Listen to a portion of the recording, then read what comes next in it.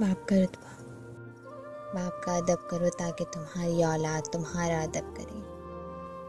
बाप की इज़्ज़त करो ताकि इससे फैज़ याब हो सको।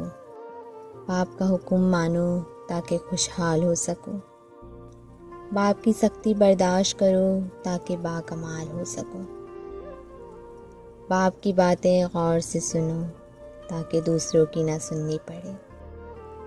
बाप के सामने ऊंचा ना बोलो वरना अल्लाह तुमको नीचा कर देगा।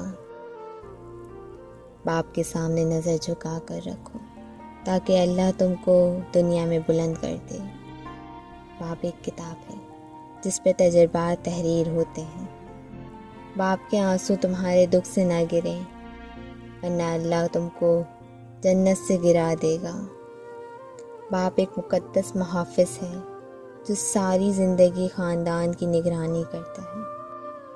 बाप एक अजीम हस्ती है, प्लीज़ आप उनकी कदर कीजिए। माँ बाप की कोई रिप्लेसमेंट नहीं है और जब ये लोग दूर हो जाते हैं तब हमें उनकी बातें समझ आती हैं। आजकल हर दूसरा तीसरा इंसान कहता है कि हमारी औलाद हमसे बदतमीज़ी करती है, हमारी बात नहीं सुनती। ये मकफ़ात अमल है। आपने अपने माँ बाप के साथ ऐसा किया होगा जो आज आपकी औलाद आपके साथ कर रही है। माज़रत चाहते हैं बट ये रियलिटी है।